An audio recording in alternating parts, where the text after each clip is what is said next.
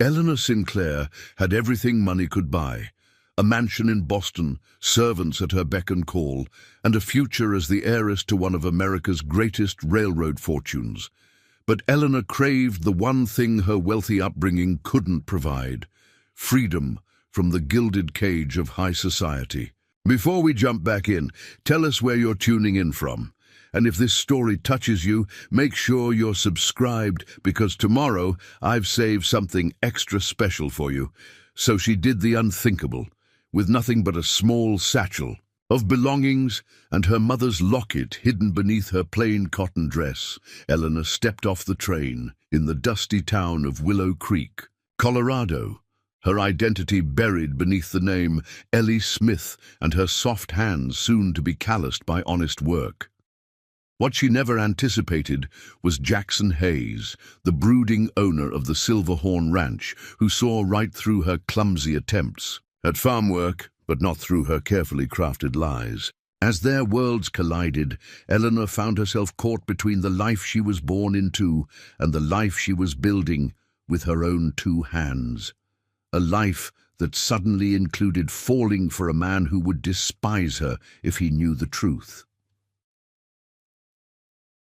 The morning sun crested over the eastern hills, casting long shadows across the platform of the Willow Creek train station. Eleanor Sinclair, now Ellie Smith, stepped down from the third-class carriage, her legs wobbly after the 3-day journey from Boston.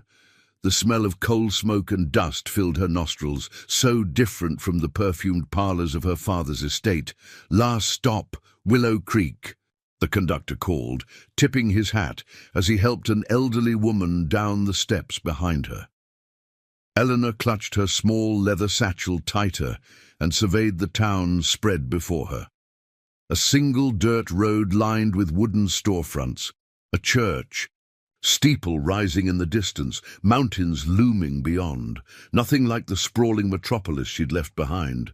This was it. Her grand experiment in freedom.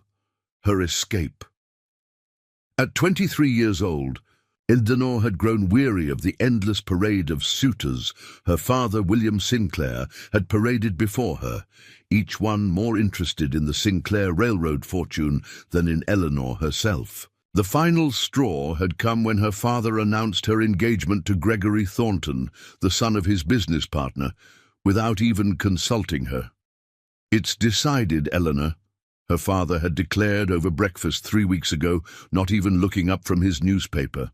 "The merger of our companies through your marriage will secure the Sinclair legacy for generations." That night, she'd made her decision. Drawing out the modest sum she'd managed to save from her allowance, she'd purchased a ticket west under a false name. Her destination had been chosen at random, a small town in Colorado, far from her father's business connections, where no one would recognize the daughter of William Sinclair, the railroad baron of the East. "Miss, do you need assistance?" A boy no older than 12, with a freckled face and sandy hair, interrupted her thoughts. "Oh, no, thank you," Eleanor replied, quickly remembering to soften her Boston accent. "Just getting my bearings." "You looking for work?" "Most newcomers are," the boy said, eyeing her simple dress and small bag with curiosity. Eleanor nodded. "As a matter of fact, I am." "Then you should see Mrs. Wilson at the general store." He pointed down the main street. "She knows who's hiring. My pa says she knows everything about everyone in Willow Creek." "Thank you," Eleanor said, pressing a nickel into the boy's palm. It was a modest tip by her standards. But the boy's eyes widened. "Gee, thanks, miss." He pocketed the coin and scampered off. Eleanor adjusted her bonnet and started down the dusty street, conscious of how her walking boots, the plainest pair she owned, yet still finely made, stood out against the worn boardwalk. She'd need to be careful with details like that. The wealthy left traces of their privilege in the most unexpected ways. The bell above the door jingled as Eleanor entered Wilson's general store. The familiar sense of coffee, leather, and dried goods mingled in the air, reminding her of childhood. Her visits to shops with her nanny, always through the back entrance, of course, as Sinclairs didn't mingle with shopkeepers. A plump woman with silver-streaked hair pinned in a practical bun looked up from where she was arranging fabric bolts. "Good morning, dear. You must be new to town." Her gaze was warm but shrewd, taking in every detail of Eleanor's appearance. "Yes, ma'am. Ellie Smith," Eleanor said, extending her hand. "I've just arrived from the East and I'm looking for work." Mrs. Wilson wiped her hands on her apron before shaking Eleanor's. "Martha Wilson, what kind of work are you looking for, Miss Smith? We don't have many positions for young ladies in Willow Creek besides housekeeping or teaching, and the school's already got Miss Parker." Eleanor had anticipated this question and prepared her answer. "I'm willing to do anything honest, Mrs. Wilson. I grew up helping my father on our farm." The lie felt bitter on her tongue, but necessary. In truth, the closest Eleanor had come to farm work was touring the gardens at her father's estate. Mrs. Wilson's eyebrows rose slightly. "Farm work, is it? Well, that's fortunate timing. Jackson Hayes from the Silverhorn Ranch was in yesterday, saying they need extra hands for the season." She eyed Eleanor's slender frame doubtfully. "It's hard work, mind you. The Hayes Ranch is the largest cattle operation in the county. I'm stronger than I look," Eleanor assured her, standing straighter, "and I learn quickly." Mrs. Wilson seemed unconvinced, but nodded toward a bulletin board near the back of the store. "The ranch is 5 miles north of town. Mr. Hayes is particular about who he hires, but they're short-handed after 2 of his men left to try their luck in the gold fields." "Thank you, Mrs. Wilson." Eleanor turned to go, but the shopkeeper called. "After her? Miss Smith, do you have somewhere to stay tonight?" Eleanor hesitated. She had planned to find lodging after securing employment. "I thought not," Mrs. Wilson said with a small smile. "There's a room above the store. It's simple, but clean. $2 a week, meals included. You can stay until you sort out your situation."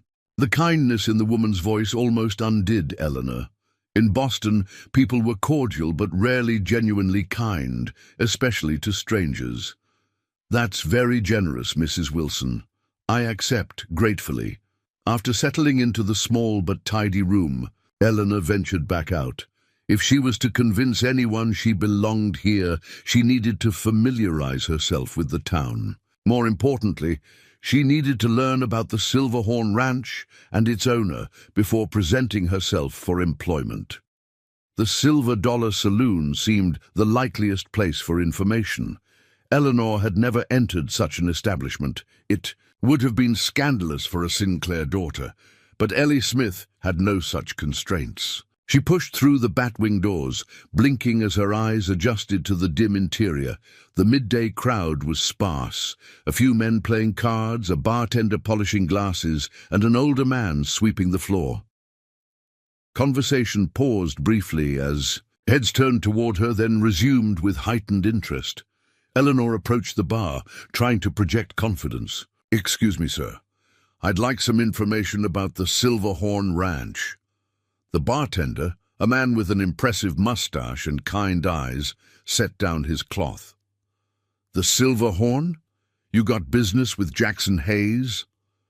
"I'm hoping to," Eleanor replied. "I understand he's hiring farmhands." A chuckle ran through the men at the nearest table. "Jackson doesn't hire women for ranch work," said a grizzled man with a weathered face, "especially not city girls playing cowhand." Eleanor felt heat rise to her cheeks. "I'm not from the city. I grew up on a farm in Pennsylvania." Another lie, but one she needed to maintain. "No offense intended, miss," the bartender said, shooting a warning glance at the other man. "But the Silverhorn is a working cattle ranch, not a gentleman's farm. The work is from dawn to dusk, rain or shine." "I understand that," Eleanor insisted. "And I'm willing to work as hard as any man Mr. Hayes employs." The bartender studied her for a moment, then shrugged. "Your funeral, miss? The ranch is due north, following the creek, can't miss it. Big white house on the hill, barns in the valley." "Jackson's been in a foul mood since the 2 hands left," added another man, nursing a beer. His sister Abigail's been helping manage things, but they're behind on the spring work. You might just catch him desperate enough to hire you." Eleanor nodded her thanks and turned to leave when the bartender called after her. "Word of advice, miss. Jackson Hayes is fair, but he doesn't suffer fools. If you're not what you claim to be, he'll know it within 5 minutes." The warning followed.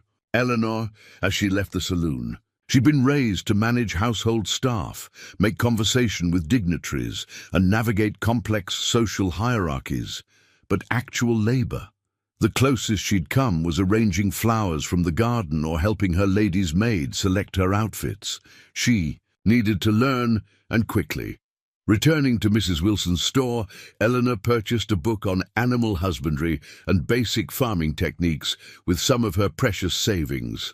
She spent the remainder of the day and most of the night reading by candlelight, committing terms and processes to memory. The next morning, Eleanor rose before dawn and dressed in the sturdiest clothes she had brought. A simple skirt, blouse, and boots that had been part of her disguise. She braided her chestnut hair tightly and tucked it under a wide-brimmed hat purchased from Mrs. Wilson. Preparing and narrating this story took us a lot of time, so if you are enjoying it, subscribe to our channel. It means a lot to us. Now back to the story. "Taking breakfast with you?" Mrs. Wilson asked when Eleanor came downstairs. "Yes, please. I'm heading to the Silverhorn today." Mrs. Wilson wrapped bread, cheese, and an apple in a cloth. "Jackson Hayes is a good man, but he's been through hardship. Lost his parents young, raised his sister alone, built that ranch from nearly nothing. He doesn't trust easily." "I'll remember that," Eleanor said, tucking the food into her small pack.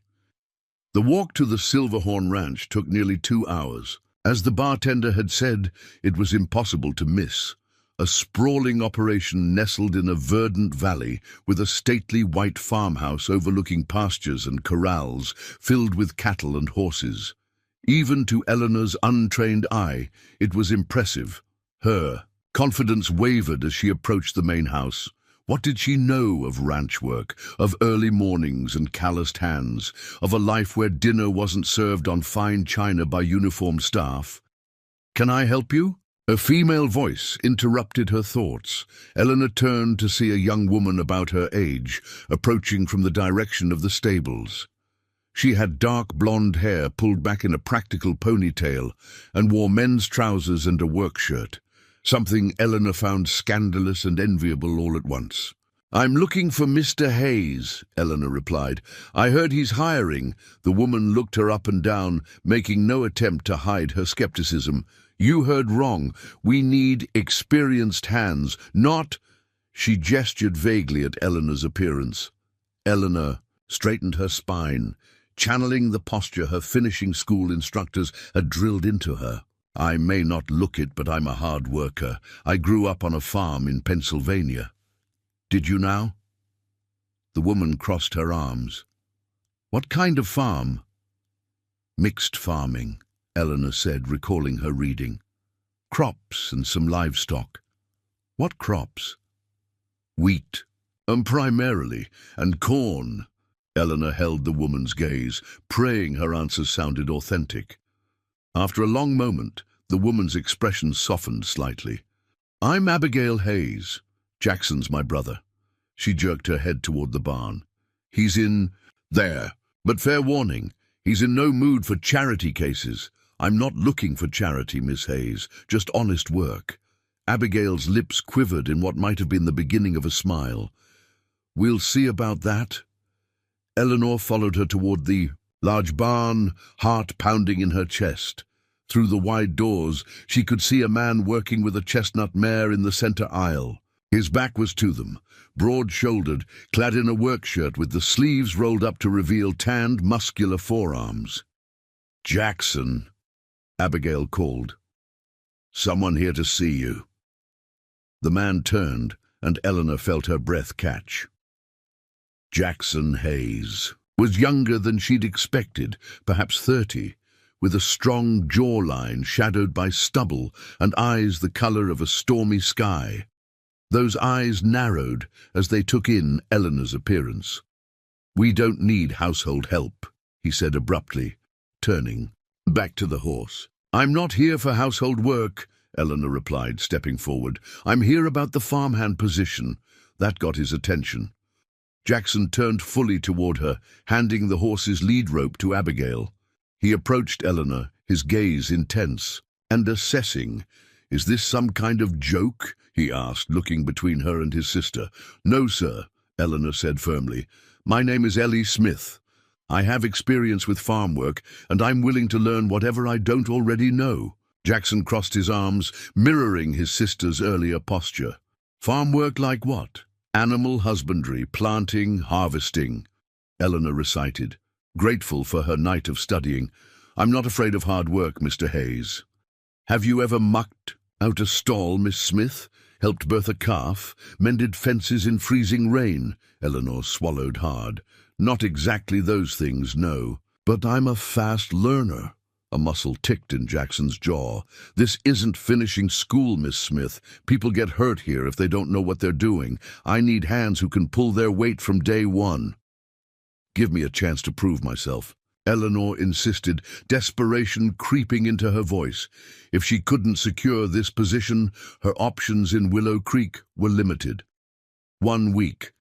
If I'm not useful by then, I'll leave without argument."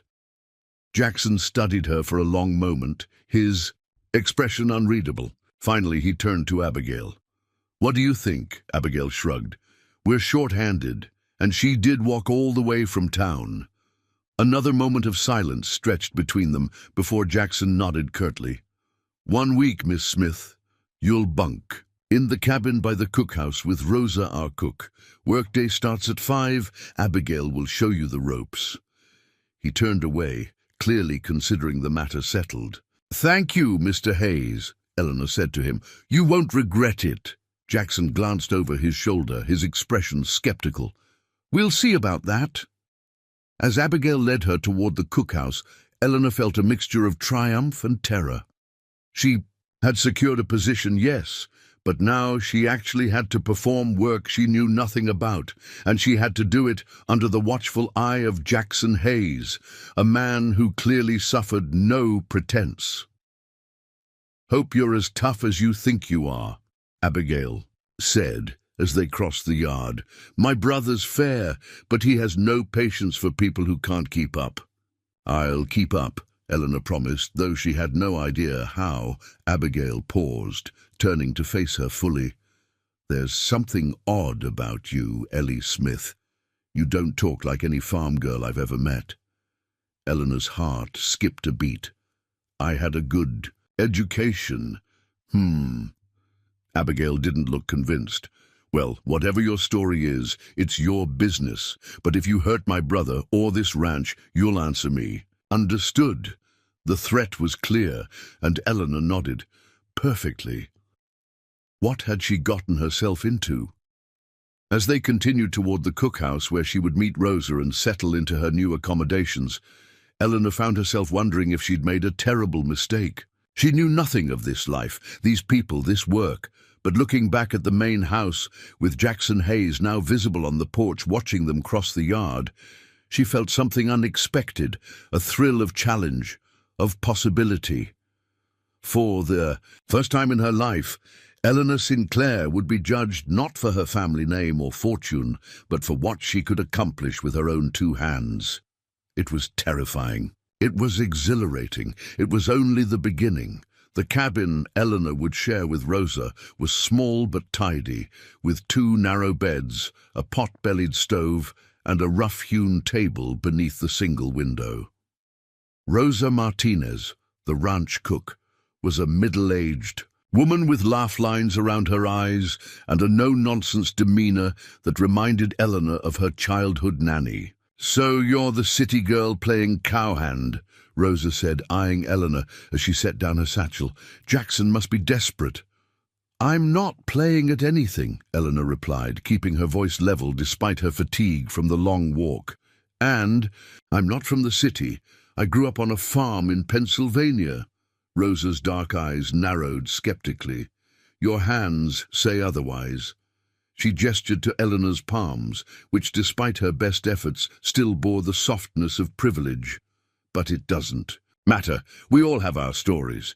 She returned to kneading dough at the small table. You can take that bed by the window. Supper's at 7 in the cookhouse. Don't be late. Jackson doesn't tolerate tardiness. Eleanor unpacked her meager belongings, carefully tucking her mother's locket, the one luxury she'd allowed herself to bring, beneath her pillow. Her body ached from the unaccustomed exertion of the day, and tomorrow promised to be infinitely more challenging. Sleep proved elusive that night, despite her exhaustion. The unfamiliar sounds of the ranch, cattle, lowing in the distance, the creak of the cabin settling, Rosa's soft snoring kept Eleanor alert. By the time the roosters began their morning chorus, she'd barely managed a few hours of fitful rest. Rosa was already gone when Eleanor dragged herself from bed at 4:30. She splashed cold water on her face from the basin, dressed quickly, in her work clothes, and braided her hair with fingers still clumsy from sleep. The cookhouse was already bustling when she arrived. Ranch hands, all men of varying ages, sat at long tables, shoveling eggs and biscuits into their mouths as Rosa moved efficiently between the stove and serving counter. Conversation died as Eleanor entered, and she felt the weight of curious stares. "Well, look what the cat dragged in," drawled a tall, lanky cowboy with a shock of red hair. "Hayes must be getting desperate if he's hiring ladies now." "Shut it, Tucker," said an older man with gray-streaked hair. "Girls got as much right to work as anybody." He nodded toward an empty spot on the bench. "Sit down, miss. Rosa's breakfast. We'll put some strength in those arms. You'll need it." Eleanor nodded gratefully and took the offered seat. "Thank you, Mr. Miller. Frank Miller. Been foreman at the Silverhorn going on 15 years. He studied her with shrewd eyes. "Boss says you claim to know farm work. That true?" Eleanor hesitated, then settled for a half-truth. "I helped with the lighter work. On my family's farm. I have a lot to learn about ranching." Miller grunted. "At least you're honest about that much. You'll shadow Abigail today. She'll show you the ropes." He stood, addressing the room. "All right, you lazy bunch. Sun's almost up. Tyler Jenkins, North Pasture needs fencing. Martinez and Wilson, check the herd in the South Valley. Doc's coming at noon to look at those calves." The men dispersed quickly, leaving Eleanor alone at the table. She hurriedly finished her breakfast and stepped outside into the pre-dawn chill, where Abigail was waiting, arms crossed. "Sleep well, farm girl?" Abigail asked, one eyebrow raised. "Like a baby," Eleanor lied, straightening her shoulders. Abigail smirked. "Sure you did. Come on, we start with the horses." The morning passed in a blur of new experiences, each more challenging than the last. Eleanor learned to muck stalls and promptly ruined her only pair of work boots, attempted to groom a particularly fractious mare who stepped on her foot, and struggled to carry buckets of water from the well, sloshing half of it down her front in the process. By midday, she was filthy, aching, and fighting tears of frustration. Her hands, unused to labor, were already developing blisters, and her back screamed in protest with every movement. "You're doing it wrong," came a deep voice from behind her as she wrestled with a hay bale, trying to break it apart for the horses' midday feeding. Eleanor turned to find Jackson Hayes watching her, his expression unreadable. Up close, she noted details she'd missed yesterday: a small scar bisecting his left eyebrow, the sun-weathered creases at the corners of his eyes, the way his dark hair curled slightly at his collar. "Show me then," she said, unable to keep a note of challenge. From her voice, despite her exhaustion, something flickered in his eyes, surprise perhaps at her tone. Without a word, he moved beside her and demonstrated the proper technique, his movements efficient and practiced. "Like this. Let the tool do the work, not your back." Eleanor mirrored his actions, relieved when the hay separated more easily. "Thank you." Jackson studied her for a moment. "Your hands are bleeding." Eleanor glanced down. Indeed, her palms were raw, with small smears of blood on her work gloves. "It's nothing. It's something if it affects your work," he countered. "Go. See Rosa. She'll have a salve. Be back in 10 minutes. It wasn't a concern, Eleanor realized as she walked toward the cookhouse. It was practical. An injured worker was an inefficient one. Nevertheless, Rosa's gentle ministrations as she applied salve to Eleanor's hands provided a moment of respite. "First day is always the hardest," the cook said, her tone softer than it had been the night before. "The blisters will callous over eventually. If I last that long," Eleanor murmured. Rosa gave her a shrewd look. "Why are you really here, girl? Pretty thing like you could find easier work in town." Eleanor met her gaze steadily. "I have my reasons. Don't we all?" Rosa wrapped clean strips of cloth around Eleanor's palms. "There, now get back to work before Jackson thinks you're shirking." The afternoon brought new challenges, learning to repair a section of fence under Frank Miller's watchful eye, helping Abigail doctor a sick calf, and assisting Rosa with meal preparations for the ranch hands. By the time supper was served, Eleanor could barely keep her eyes open. She ate mechanically, too tired even to register the taste of the hearty stew Rosa placed before her. "Are you still alive over there, Princess?" The red-headed cowboy, Tucker, called from across the table. "Thought for sure you'd have run back to town by now." Eleanor summoned the last of her energy to lift her head. "Sorry to disappoint you, Mr. Tucker. I'll try harder to fail tomorrow." A ripple of surprised laughter moved through the bunkhouse, and even Tucker's mouth twitched unwillingly. "She's got spirit, I'll give her that," said another hand, a young man barely out of his teens. Eleanor was too exhausted to acknowledge the compliment. As soon as she finished eating, she stumbled back to the cabin and collapsed onto her bed, not even bothering to remove her boots. The following days fell into a punishing rhythm. Rise before dawn, work until dark, fall into bed, repeat. Eleanor's body protested every moment, but gradually, almost imperceptibly, tasks became marginally easier. Her hands began to harden, her muscles strengthened, and she learned to move with more efficiency. On her 4th day at the Silverhorn, disaster struck. Eleanor was helping Abigail move a small group of heifers from one pasture to another when a rattlesnake spooked the animals. The cattle bolted, with one panicked heifer charging directly at Eleanor. She froze, her mind blank with terror. At the last possible moment, a strong arm yanked her aside as a horse thundered past. The heifer swerved, rejoining the others as they stampeded toward the far end of the pasture. Eleanor found herself pressed against Jackson Hayes's chest, his arms still around her waist. His heart hammered against her cheek, matching the frantic pace of her own. "Are you hurt?" he demanded, setting her away from him to examine her face. "And no," she stammered, legs trembling beneath her. "What were you thinking?" His voice was harsh with what she realized belatedly was fear. "You never stand still when cattle are spooked." "Never." "I'm sorry," Eleanor whispered. I didn't know what to do." Jackson ran a hand through his hair, visibly collecting himself. "Of course you didn't. Because you've never worked with cattle before, have you?" The accusation hung in the air between them. Eleanor opened her mouth to defend herself, but no words came. She couldn't perpetuate the lie, not when her ignorance had nearly gotten her killed. "I thought so." His voice was quiet now, and somehow that was worse than his anger. "Go back to the house. We'll discuss your future at the Silverhorn after. I round up those heifers." Shame burned through Eleanor as she walked back toward the main house. She had failed. After less than a week, her charade was crumbling around her.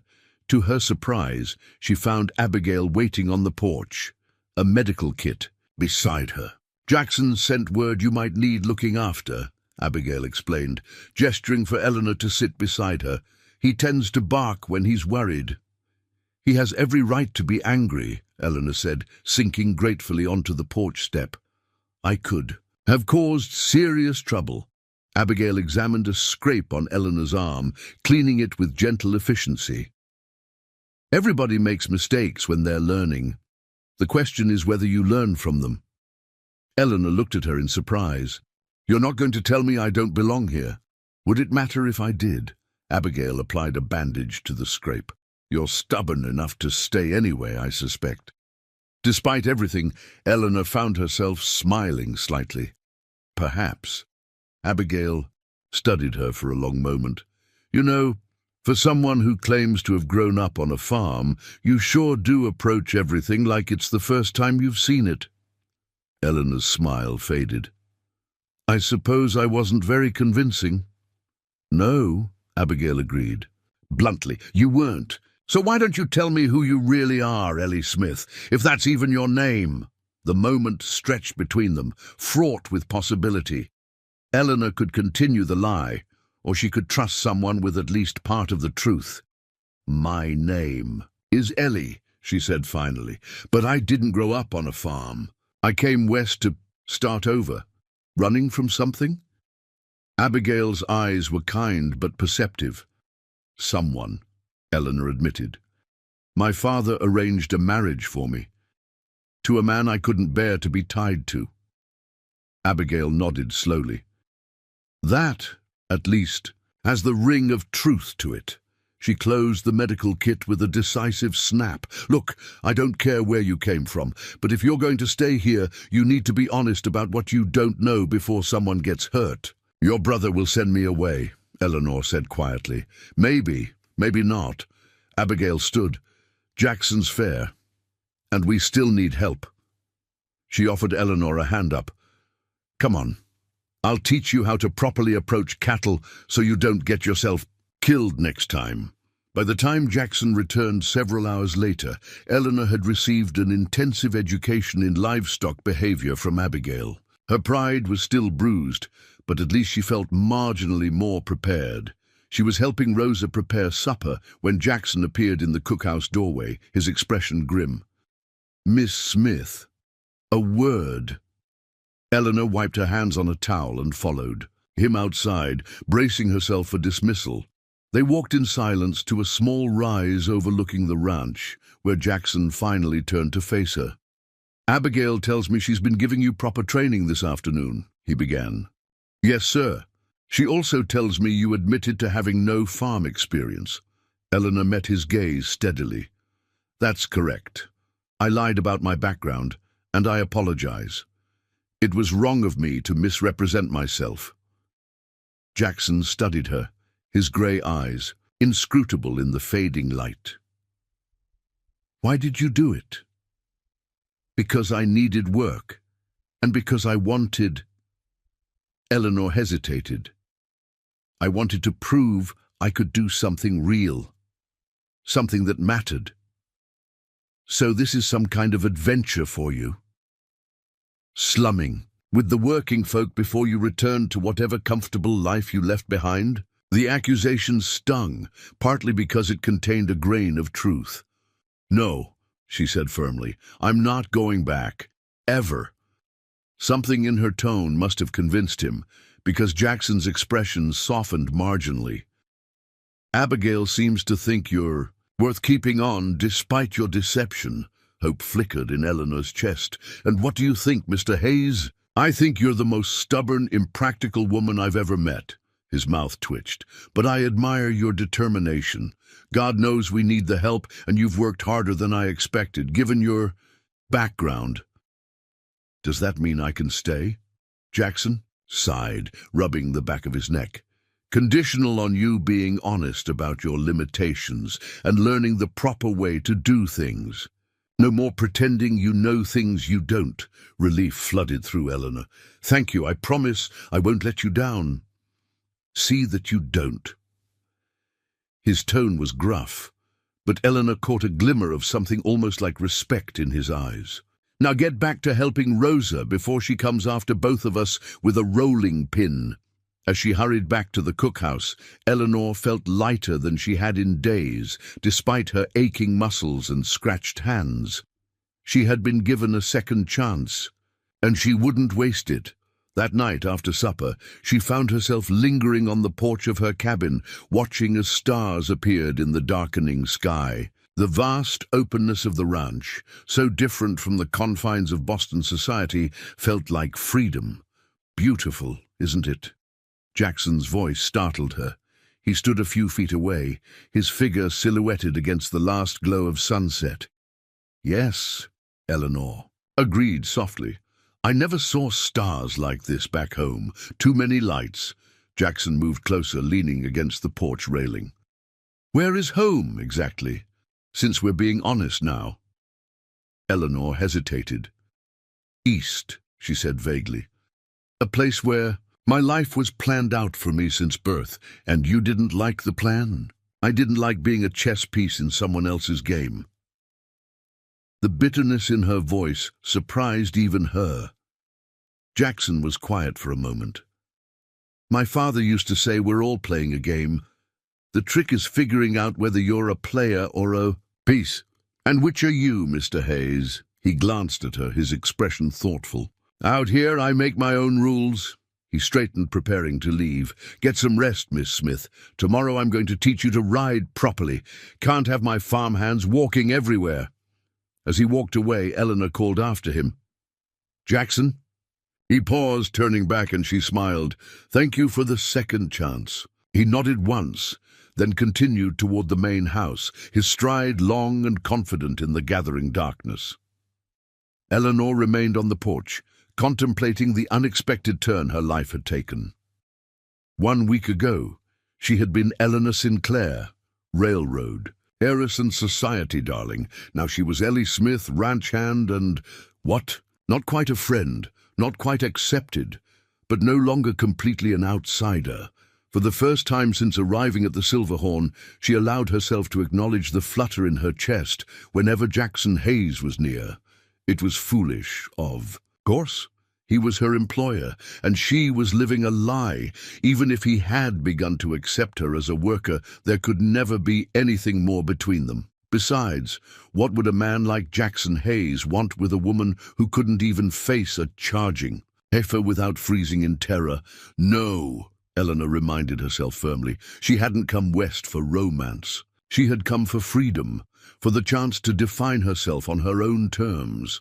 Still, as she finally went inside to prepare for bed, she couldn't help but remember the solid strength of Jackson's arm around her waist, the concern in his eyes as he'd asked if she was hurt, the unexpected gentleness in his voice as he'd spoken of stars and rules and chances. Dangerous thoughts for a woman with secrets. The following weeks brought a transformation in Eleanor that went beyond her increasingly calloused hands and sun-bronzed skin. Under Jackson and Abigail's tutelage, she learned to ride with confidence, to anticipate the needs of the livestock, and to perform the countless tasks that kept the Silverhorn running. Her first successful day on horseback had been a revelation. After several false starts and one undignified tumble into a mud puddle that had Tucker howling with laughter, Eleanor had finally found her balance astride a gentle mare named Daisy. "Not bad for a beginner," Jackson had commented, watching her complete a circuit of the corral. "You've got a natural seat." It was the closest thing to a compliment he'd given her, and Eleanor had treasured it absurdly. As April gave way to May, spring work intensified.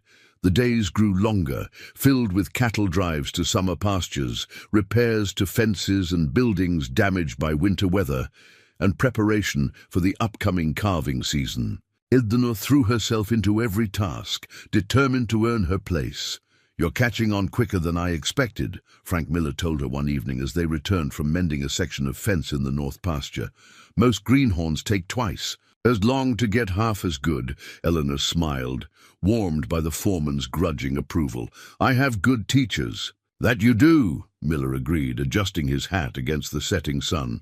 "The boss has been spending more time with you than he did with the last 3 hands combined." Heat rose to Eleanor's cheeks. "Mr. Hayes is just ensuring I don't make costly mistakes." Miller gave her a knowing look, but said nothing further as they approached the ranch yard. The truth was more complicated than Eleanor cared to admit. even to herself. Jackson's attention had shifted from wary supervision to something more like partnership. He sought her opinion on ranch matters, included her in planning discussions, and occasionally shared stories of the Silverhorns' early days as they worked side by side. Meanwhile, life in Willow Creek continued beyond the ranch boundaries. Her rare trips into town for supplies, Eleanor noticed whispers and curious glances following her progress down the main street. Her position at the Silverhorn had apparently become a subject of local interest. "The ladies at church are beside themselves with curiosity," Mrs. Wilson informed her during one such visit to the general store. "A young woman working as a ranch hand and staying out there with all those men. It's quite the scandal." "I stay with Rosa," Eleanor corrected, selecting pins and thread from a display. "And I'm hardly the first woman to do men's work." "Perhaps not, but you're certainly the first who looks like she stepped out of a Boston finishing school." Mrs. Wilson's shrewd eyes studied her. "No matter how you've roughened those hands of yours." Eleanor stiffened. "I don't know what you—" "I mean, of course you don't, dear." Mrs. Wilson's smile was kind but knowing. "Your secret's safe with me, whatever it may be, though I suspect Jackson Hayes might take more interest if he knew."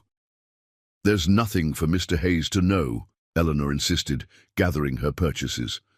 "And nothing between us beyond an employer-employee relationship, if you say so." Mrs. Wilson handed over her change. "But a word of advice from someone who's seen her share of life.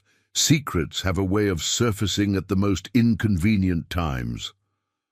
The warning followed Eleanor back to the Silverhorn, an unwelcome reminder of the precariousness of her position. She had built a life here, a genuine life with honest work and growing friendships, yet it all rested on the foundation of a lie. What would happen when Jackson discovered her true identity? The question haunted her increasingly as their relationship deepened. One evening in late May, Eleanor was brushing down Daisy after a long day checking fences when Jackson appeared in the stable doorway. "I've been looking for you," he said, his expression uncharacteristically hesitant. "There's something I'd like to show you if you have time." Curious, Eleanor followed him to the small paddock behind the main barn, where a sleek black gelding stood watching them approach. "This is Midnight," Jackson said, reaching out to stroke the horse's gleaming neck. "I've been training him since winter." "He's beautiful," Eleanor breathed, admiring the animal's powerful lines. "He's yours if you want him." Eleanor's head snapped up in surprise. "Mine, but I couldn't possibly—" "You've earned it," Jackson interrupted. "Every hand needs their own mount, and you've proven yourself these past weeks." His eyes met hers, unusually earnest. "I was wrong about you, Ellie. You belong here." The simple acceptance in his words struck Eleanor with unexpected force. She belonged here. Here, where no one cared about her family name or fortune. Here, where her worth was measured by skill and determination rather than social standing. Here, with this man whose approval had come to mean more than she'd ever anticipated. "Thank you," she managed, her voice thick with emotion. "I don't know what to say." Jackson's mouth curved in a rare, full smile that transformed his features from merely handsome to breathtaking. "You could say you'll join me for supper in town. Tomorrow night, the Willow Creek Spring Festival is starting, and Abigail insists we all need a night off." Eleanor's heart stuttered. "Like a social engagement. Like a chance to eat food Rosa didn't cook and maybe hear some music that isn't Tucker's off-key warbling." Jackson's tone was light, but something in his eyes suggested the invitation held deeper significance. "I'd like that," Eleanor said softly. Jackson nodded, looking pleased. "Good. We'll ride in after the day's work is done." He hesitated, then added, "Abigail mentioned you might need something different to wear. She said to tell you to come by the house tomorrow morning. Apparently, she has dresses from when she used to attend such things." The thought of wearing a dress again after weeks in practical work clothes was oddly discomforting. "That's very kind of her. Don't feel obligated," Jackson said quickly, misreading her hesitation. No one expects you to turn into a society lady. Eleanor bit back a hysterical laugh at the irony. If only he knew what she really was. I'll speak with Abigail, she promised. And thank you for midnight. He's the finest gift I've ever received. It wasn't even a lie. Her father's lavish presents, jewels, gowns, even her own carriage on her 18th birthday, had been expressions of possession rather than appreciation. This horse represented something far more valuable: respect. The following morning, Eleanor rose earlier than usual and made her way to the main house. Abigail answered her knock, already dressed for the day's work, but with her hair still loose around her shoulders. Finally, she said with a grin, pulling Eleanor inside, I was beginning to think you weren't coming. You didn't have to do this, Eleanor began, but Abigail waved away her protest. Please, I've been looking for an excuse to drag these out for ages. She led Eleanor upstairs to a sunlit bedroom and threw open a wardrobe to reveal several dresses. They're a bit outdated, but no one in Willow Creek will notice or care. The garments were indeed simpler than what Eleanor had worn in Boston, but beautifully made, and in much better condition than anything in her current wardrobe. She ran her fingers over a blue cotton dress with delicate white piping. This is lovely. Try it on, Abigail urged, moving toward the door. I'll give you privacy. No need, Eleanor said without thinking. I'm used to dressing with Rosa in the cabin. Abigail paused. If you're sure. As Eleanor slipped out of her work clothes, she was acutely aware of Abigail's curious gaze. Her body had changed in her weeks at the Silverhorn. Her arms and shoulders were more defined, her waist still slim, but her overall frame stronger and more solid. You have interesting scars for a farm girl, Abigail commented as Eleanor removed her shirt, revealing a small mark on her shoulder. Eleanor froze. The scar was from a smallpox vaccination, a treatment her father had insisted upon after an outbreak among the railroad workers had nearly reached their neighborhood. Such medical care would have been rare in the farming community, she claimed to come from. Childhood accident, she said vaguely, quickly pulling the blue dress over her head. How does it look? Abigail stepped forward to help with the buttons, her expression thoughtful. It suits you, though I suspect Jackson would approve of you in a flour sack at this point. Eleanor's cheeks warmed. I don't know what you're talking about. Don't. You. Abigail's voice softened. My brother hasn't looked at anyone that way since Catherine died. Catherine. Eleanor stilled beneath Abigail's hands. Abigail sighed. His fiancée. 6 years ago now. Influenza took her just weeks before their wedding. She finished the last button and stepped back. He closed himself off after that, threw himself into building the ranch, shut out everything else, until recently. Eleanor digested this new information, understanding better now the shadows she sometimes glimpsed in Jackson's eyes. I'm not looking to replace anyone, she said carefully. No one's asking you to. Abigail moved to a small jewelry box on her dresser. But you make him smile again, and that's worth something. She removed a simple silver necklace with a small blue stone pendant. Here, to complete the outfit. As Abigail fastened the necklace around her throat, Eleanor felt a pang of guilt. She was accepting these kindnesses, Jackson's trust, Abigail's friendship, all while concealing her true identity. But what choice did she have? If they knew who she really was, who her father was, everything would change. Jackson Hayes might admire Ellie Smith, hard-working ranch hand, but Eleanor Sinclair, railroad heiress, the daughter of the man whose aggressive expansion had driven countless small ranchers from their land. The festival in Willow Creek was a modest affair by Boston standards, but Eleanor found herself enchanted by its authentic cheer.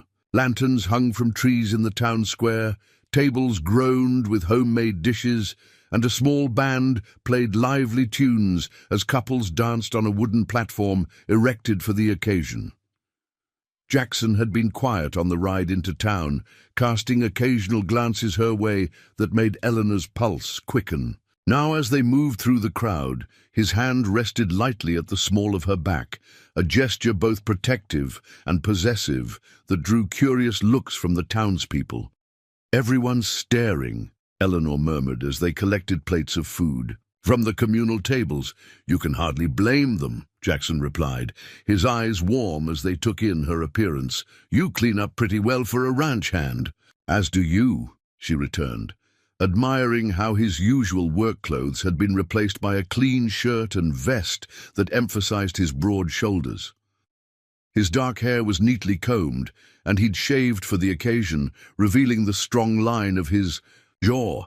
They found seats at a table with Frank Miller and his wife, a cheerful woman who immediately engaged Eleanor in conversation. As they ate, Eleanor gradually relaxed, enjoying the simple pleasure of good food and company without the rigid protocols of Boston society dinners. "Would you care to dance?" Jackson asked as the band struck up a waltz. Eleanor hesitated. Dancing was one of the few social skills from her previous life that might betray her.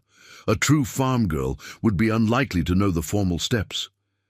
"I'm not very good," she hedged. "Neither am I," Jackson admitted with a rueful smile. "But I promise not to complain if you step on my toes." She couldn't refuse the warmth in his eyes. Taking his offered hand, Eleanor allowed him to lead her to the dance floor, where she carefully moderated her steps to appear less practiced than she was.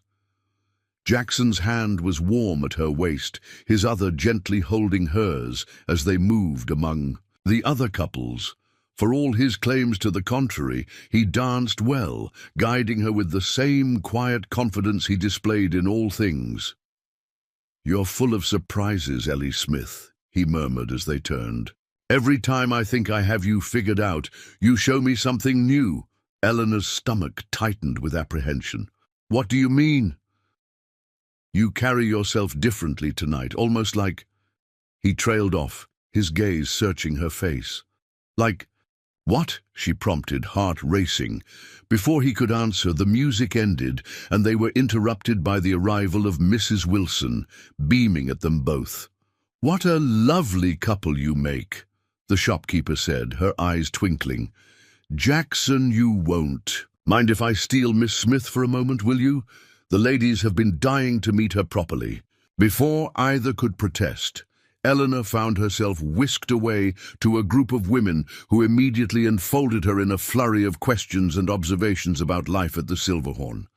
By the time she extracted herself, Jackson had been drawn into conversation with several local businessmen.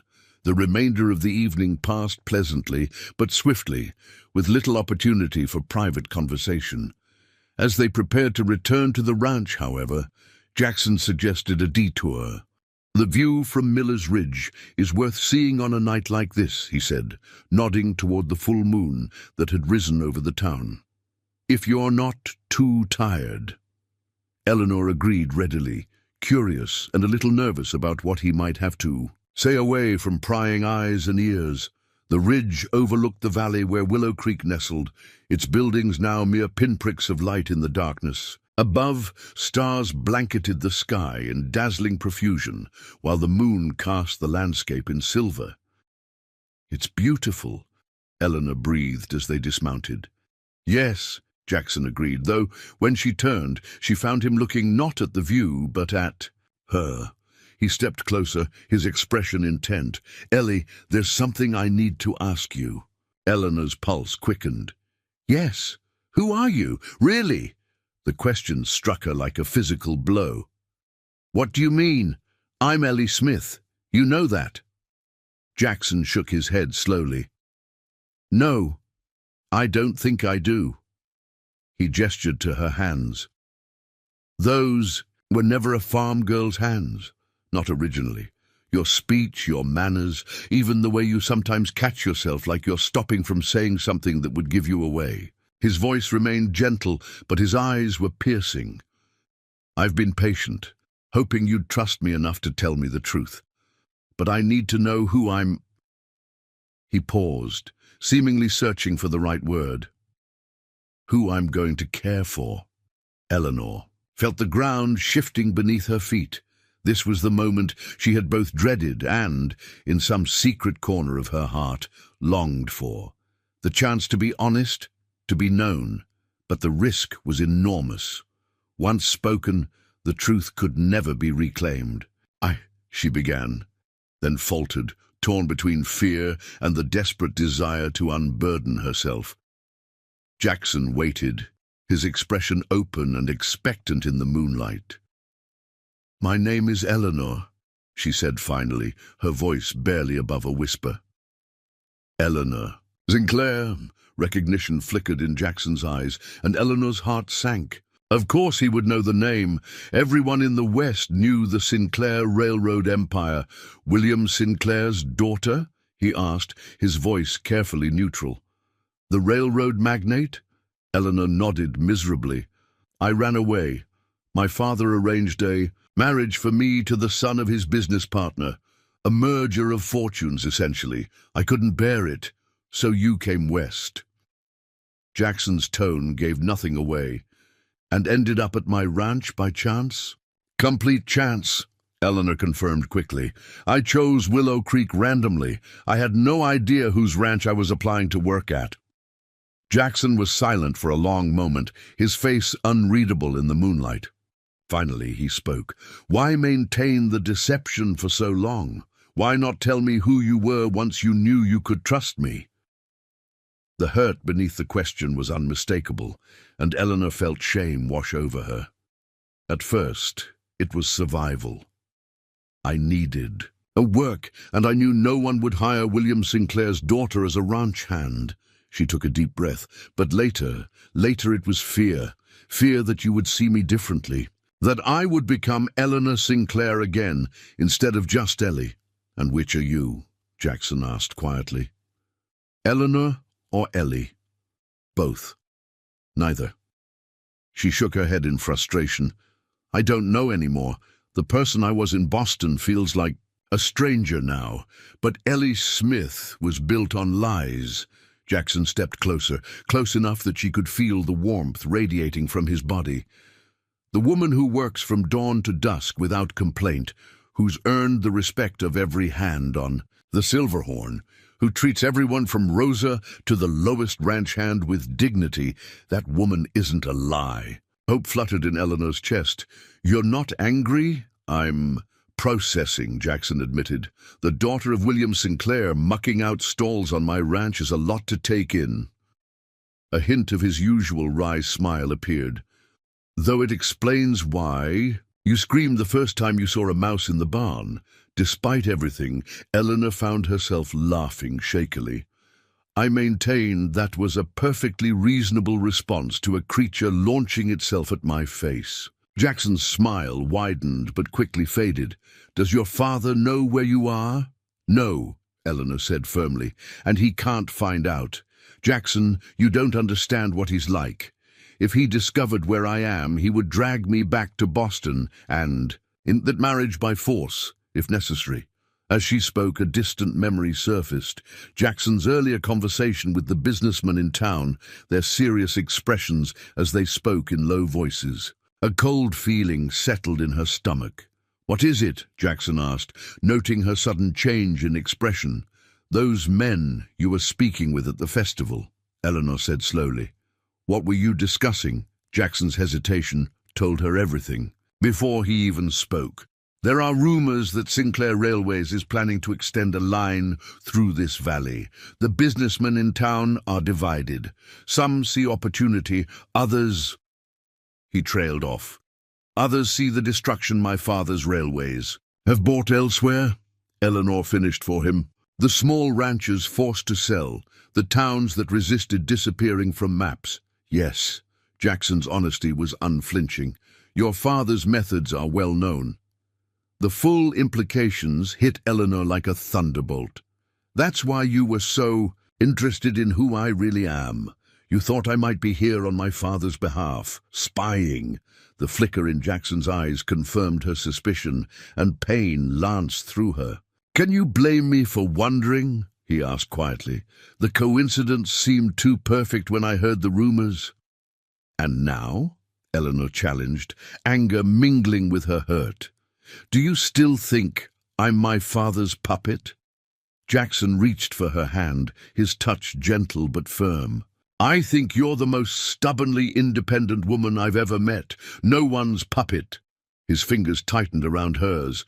But Eleanor, if these rumors are true, we're all in trouble, especially you. If your father is coming here, you're hiding. Her place won't stay secret for long. The realization settled over Eleanor like a physical weight. Her carefully constructed new life was in danger, threatened by the very man she'd fled, and yet, standing here with Jackson beneath the vast Colorado sky, his hand warm around hers, she knew she couldn't run again, not from this, not from him. Then, we'll have to make sure the railway doesn't come through Willow Creek, she said with newfound determination. And I know exactly how to do it. Jackson's eyebrows rose in surprise, but a slow smile spread across his face. The smile of a man, recognizing a worthy partner in the coming fight. I'm listening, he said simply, and in that moment, Eleanor knew that whatever came next, she wouldn't face it alone. The ride back to the Silverhorn was filled with urgent conversation, as Eleanor explained what she knew of her father's expansion, methods. He always follows the same pattern, she told Jackson as their horses picked their way along the moonlit trail. First come the surveyors, then land agents offering to buy at prices that seem generous, until people realize what they've lost. Those who refuse to sell find themselves facing mysterious problems, damaged fences, scattered livestock, dried up wells. Jackson's jaw tightened. That's criminal. It's business, according to my father. Eleanor's voice was bitter. And nearly impossible to prove. By the time anyone realizes what's happening, it's too late. So we watch for surveyors, Jackson said, thinking aloud, and warn people not to sell, no matter how good the offer sounds. Eleanor shook her head. It won't be enough. My father employs men specifically to create divisions in communities like Willow Creek. He'll pit merchant against rancher, farmer against townspeople. He'll promise jobs, progress, prosperity, and deliver only for those who play by his rules. Then, what do you suggest? Jackson asked, his eyes reflecting starlight and determination in equal measure. Eleanor took a deep breath. I need to examine the proposed route. Every railway has a weakness, a place where construction would be too difficult or expensive to justify. If we can identify that weakness and make sure my father's surveyors find it, we can divert the railway away from Willow Creek without confrontation, Jackson finished, impressed. But how do we get that information? I have an idea, Eleanor said, but you're not going to like it. Back at the ranch, they convened a midnight council in Jackson's study, a cozy room lined with books and maps that Eleanor had never seen before. Abigail joined them, her initial shock at Eleanor's true identity giving way to practical questions. So you're saying we need to get our hands on the survey maps before they're finalized? Abigail clarified, studying the topographical map of the valley that Jackson had spread across his desk. Exactly, Eleanor confirmed. Once we know the planned route, we can identify vulnerable points, places where a slight change in the survey could make the route through Willow Creek seem impractical compared to alternatives. And how exactly do we get these maps? Jackson asked, his expression skeptical. Good, Eleanor said, her mind racing. The canyon was precisely the vulnerability she'd hoped to find, a place where suggestions of geological instability might divert the route away from Willow Creek. I'd like copies of these preliminary maps, for my report, if you don't mind. Harrington hesitated. They're quite rough, Miss Sinclair. Perhaps when we've refined our findings— Mr. Harrington, Eleanor interrupted with ice in her tone. My father expects thoroughness at every stage. I'm sure you wouldn't want me to report that you were uncooperative. The threat hung in the air between them. After a long moment, Harrington nodded to one of his juniors. Make copies for Miss Sinclair, all of them. While the young surveyor hurried to comply, Eleanor maintained pleasant but probing conversation, extracting additional information about their timeline, methods, and instructions. By the time she left the silver dollar, with the precious maps tucked securely in her saddlebag, she had everything they needed, and a gnawing sense of urgency. The surveyors expected to complete their work within 2 weeks. After that, the land agents would arrive, beginning the systematic dismantling of Willow Creek's independence. Jackson was waiting at Mrs. Wilson's as arranged, pacing the back room with barely contained impatience. His face flooded with relief when Eleanor entered. "You got them?" he asked, gesturing to her saddlebag. "Yes," she confirmed, spreading the maps on Mrs. Wilson's table. "But we don't have much time." Mrs. Wilson locked the shop door and joined them, her expression grave. "Those men have been asking pointed questions about property values and water rights. They're laying the groundwork for what's coming." Jackson studied the maps intently, his finger tracing the route that would cut through his land. "So this is your father's plan. Take the most direct route, regardless of whose lives it disrupts." "It's worse than I feared," Eleanor admitted.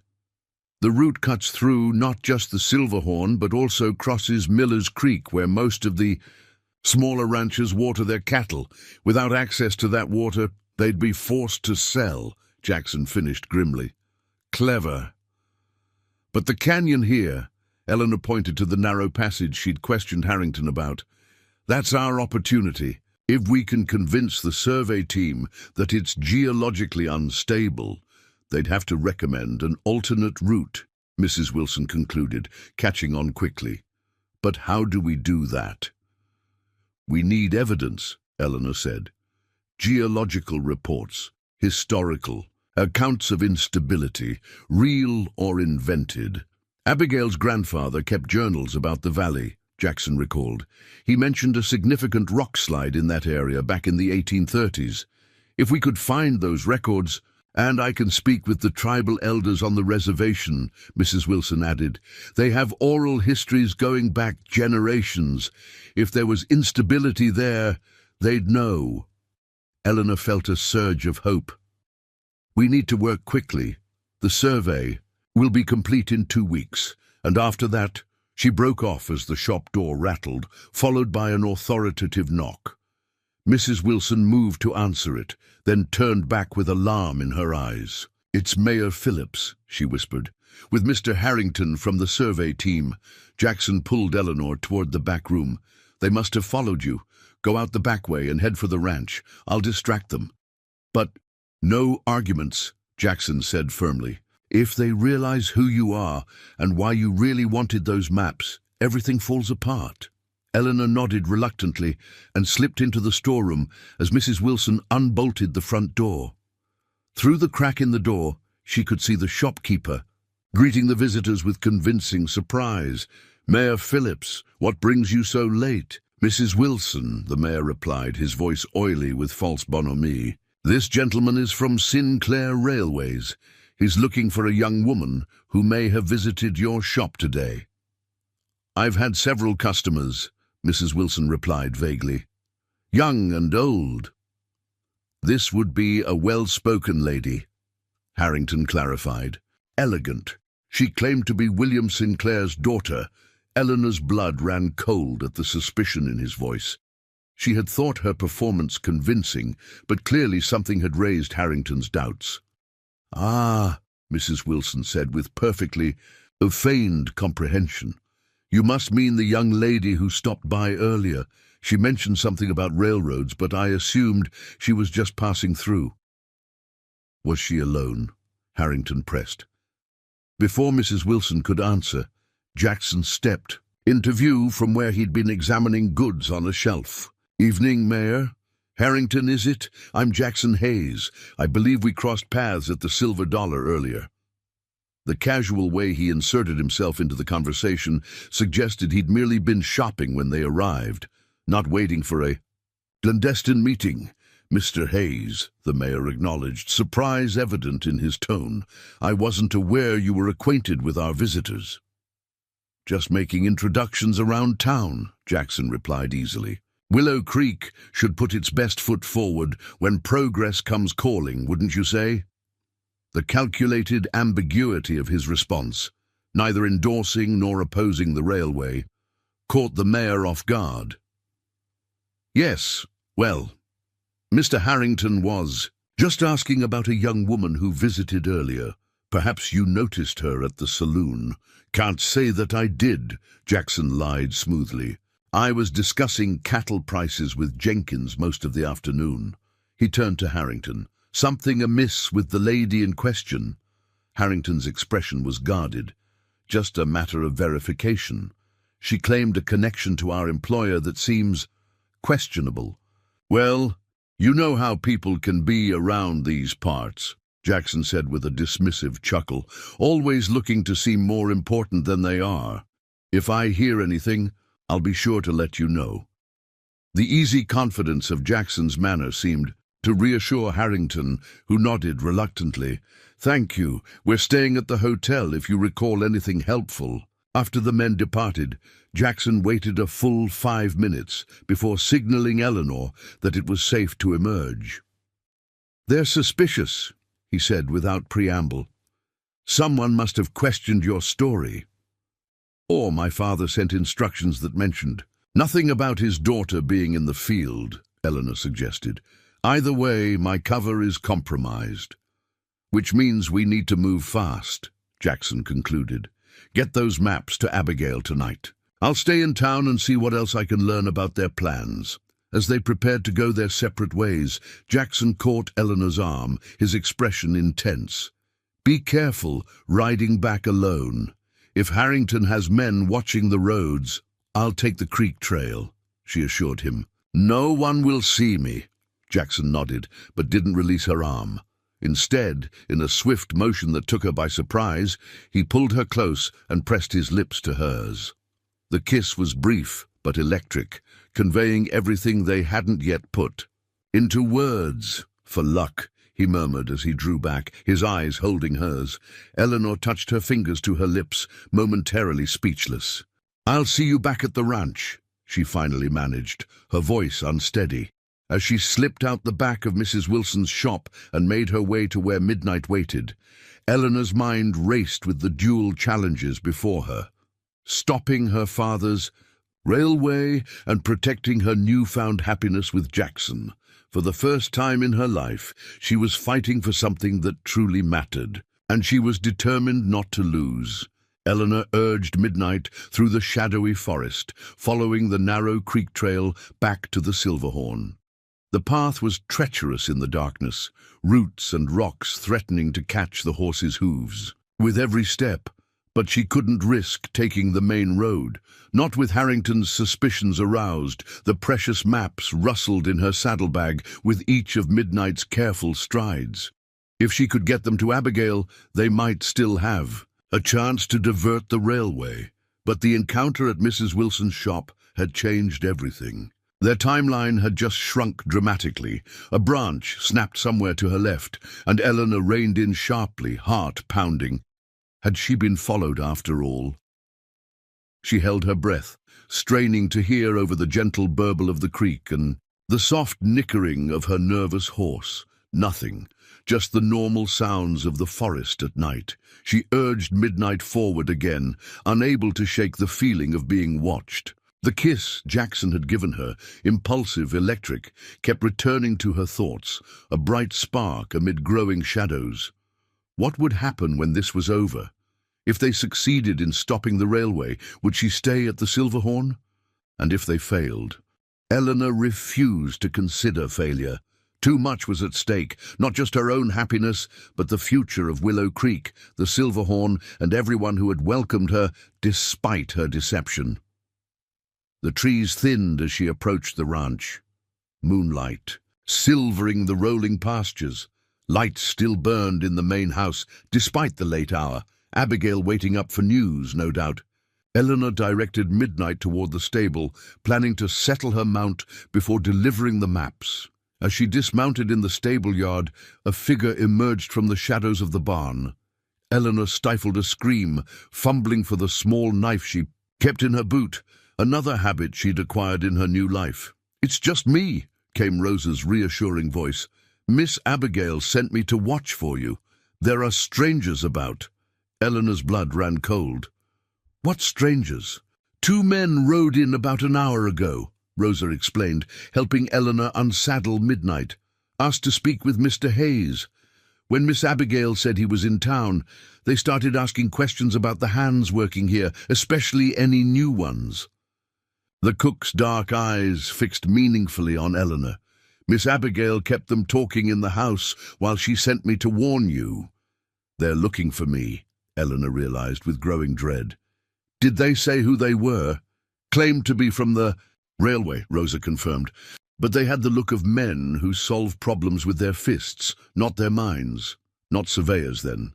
Something worse, the kind of men her father employed when legal means failed to achieve his aims. Enforcers, probably the same ones who would have been tasked with bringing her back to Boston if her whereabouts had been discovered." "We need to get the maps to Abigail," Eleanor said urgently, pulling them from her saddlebag. "And then I need to leave. If they're looking for me, everyone at the Silverhorn is in danger, as long as I'm here." Rosa's expression was troubled, but resolute.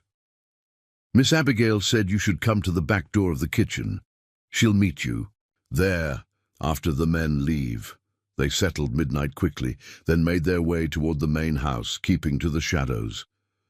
Through the parlor windows, Eleanor could see Abigail standing with her back to the fireplace, facing two men in dark suits who looked jarringly out of place amid the rustic furnishings of the Hayes home. "Go back to the cabin and pack your things," Rosa whispered as they reached the kitchen door. "I'll get these to Miss Abigail and tell her to meet you at the old line shack in Peterson's Woods." Eleanor hesitated, reluctant to part with the maps. After all, she'd risked to obtain them, but Rosa's steady gaze brooked no argument.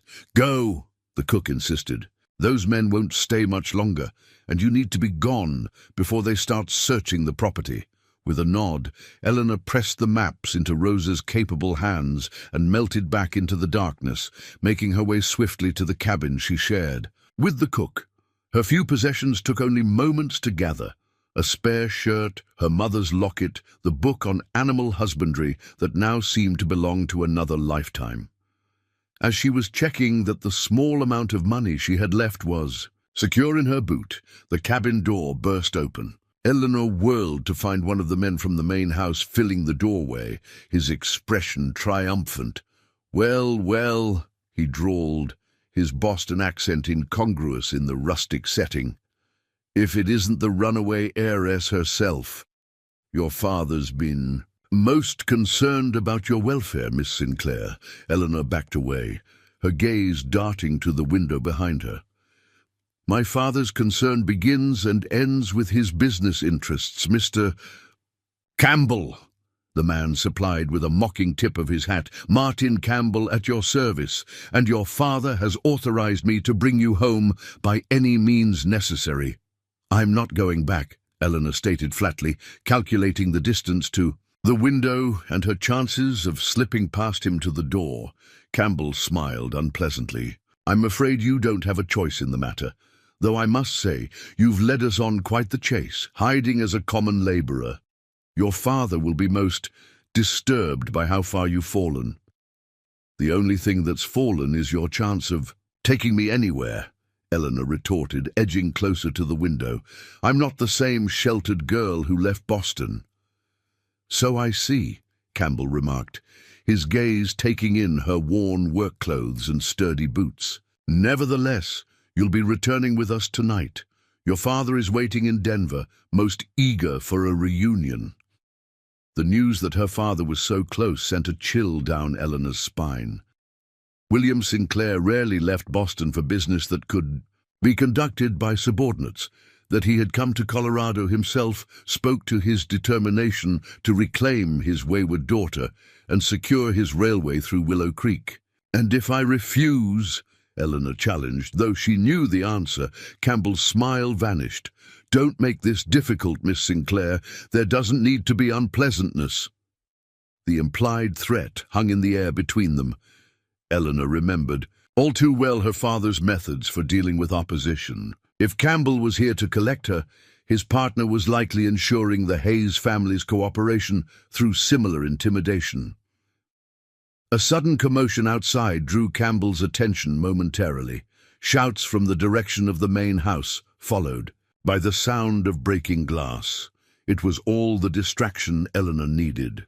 In a swift motion that would have been impossible for the society lady she'd once been, she vaulted through the window, tucking into a roll as she hit the ground outside. Campbell's curse followed her as she sprinted toward the barn. She needed a horse, Midnight if she could reach him, and then she needed to disappear into the maze of trials that crisscrossed the Silverhorn's vast acreage. The barn was dark and quiet, the horses shifting restlessly in their stalls as she slipped inside. Eleanor moved to Midnight's stall, whispering reassurances as she hastily threw on a blanket and bridle, foregoing the saddle for speed. She was leading the horse toward the back door of the barn when a voice stopped her cold. "Going somewhere, Eleanor?" She turned slowly to find the second man from the house, taller than Campbell, with hard eyes and a thin scar along his jawline, blocking her path. "I won't go back," she said, her voice steadier than she felt. "You can tell my father I died. If that makes your job easier." The man chuckled humorlessly. "Your old man doesn't accept failure, and he's got big plans for you and that fiancé of yours."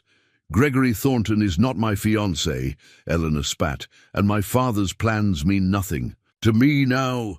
Strong words for a girl with nowhere to run. The man took a step closer, and Midnight shied nervously. "Your ranch owner friend is currently learning why crossing William Sinclair is a bad idea. You want to add to his troubles?" Fear for Jackson surged through Eleanor, momentarily overwhelming her own predicament. "What have you done to him?" "Nothing yet," the man said with calculated casualness, but his sisters got quite a temper, pulled a shotgun on Campbell's partner when he suggested the ranch might suffer mysterious accidents if Hayes didn't cooperate in finding you. He shook his head in mock regret. Assaulting a railway representative, that's serious business, could lose her land over something like that. It was a trap, Eleanor realized, leverage to ensure her compliance. She had no way of knowing if Abigail had actually threatened anyone, but it didn't matter. The mere accusation, backed by her father's influence, could be disastrous for the Hayes family. "What do you want?" she asked, though she already knew. "Come quietly. No more running. Your father meets us in Denver, and everyone here gets to keep their pretty ranch." The man's smile didn't reach his eyes. Simple transaction. Eleanor's mind raced. If she surrendered now, her father would force her back to Boston, into marriage with Gregory Thornton, and the railway would plow through Willow Creek regardless of the damage it caused. Her sacrifice would ultimately save nothing, but if she refused and tried to escape, Jackson and Abigail would pay the price. "I want to see Jackson first," she said, playing for time. "I want to hear from him that he's unharmed and that you'll leave the Silverhorn alone if I cooperate." The man considered for a moment, then nodded. "Reasonable enough. We'll all take a nice walk up to the main house together." He held out his hand for Midnight's reins. "No tricks, Miss Sinclair. My associate Campbell has a tendency to shoot first. When he's annoyed," Eleanor reluctantly handed over the reins, her gaze scanning the barn for anything that might serve as a weapon or distraction. Nothing presented itself. She would have to bide her time and hope for an opportunity between here and the main house. As they stepped outside, a rifle shot cracked through the night, sending birds scattering from nearby trees. The man grabbed Eleanor's arm, instinctively pulling her behind him as he drew his own weapon. "Campbell," he called, scanning the darkness. No answer came, but Eleanor spotted movement at the edge of the ranch yard, a figure darting between outbuildings. "Keeping low. Looks like your friends have other ideas about our arrangement," the man growled, tightening his grip on her arm. "Let's move." He began dragging her toward the main house, using her as a shield against whoever was out there. Eleanor stumbled, deliberately making herself a difficult burden, buying time for whoever was approaching. Another shot rang out, closer this time, splintering wood just inches from them. The man cursed and changed direction, heading for the cover of a nearby storage shed. "Hayes!" he shouted into the darkness. "I've got the girl. You want her in one piece, you'll back off." "Let her go, Delaney," came Jackson's voice from somewhere to their left. "This doesn't have to get messy. It's already messy." The man, Delaney, retorted. "Your girlfriend here belongs to William Sinclair, and he wants her back." "I belong to no one," Eleanor hissed, choosing that moment to drive her elbow hard into Delaney's ribs. He grunted in pain but maintained his grip, twisting her arm behind her back until she gasped. "Bad move, Miss Sinclair," he muttered in her ear. "Hayes, show yourself, or the lady gets hurt." "I'm right here," the voice came from directly behind. Them. Before Delaney could turn, something heavy connected with the back of his head. His grip on Eleanor loosened as he crumpled to the ground, revealing Frank Miller standing behind him, rifle butt still raised. "You all right, Miss Sinclair?"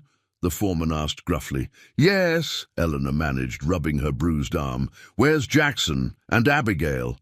"Here," Jackson called, emerging from the shadows with his own rifle at the ready. His face was grim, a darkening bruise on his cheekbone, suggesting he hadn't subdued Campbell without a fight. "Abigail's in the house with Rosa and Tucker. Campbell's tied up in the barn." Eleanor moved to Jackson's side, relief washing over her. "You're hurt." "It's nothing," he dismissed, his free hand reaching to touch her face briefly, reassuring himself of her safety. "Are you hurt?" She shook her head. "They said my father is in Denver." Jackson's expression darkened further. "I know." Campbell was quite eager to share that information once we persuaded him. "We need to go," Eleanor urged. "If these two don't report back, he'll send more men." "Already taken care of," Miller interjected, binding Delaney's unconscious form with rope. "Tucker and the boys are setting up a welcome for any more visitors. No one's getting near this ranch without us knowing about it." Jackson turned to Eleanor, his eyes intense in the moonlight. "The maps, did you get them to Abigail?" "Rosa has them," Eleanor confirmed. "But Jackson, we're out of time. If my father is already in Denver, the survey is just a formality. He's already decided on the route through Willow Creek. Then we'll have to convince him to change his mind," Jackson said with quiet determination. Eleanor laughed bitterly. "You don't know my father. He doesn't change his mind once it's set on something, especially not when it involves his precious railway." "Perhaps," Jackson acknowledged, "but he's never had to face opposition from his own daughter before."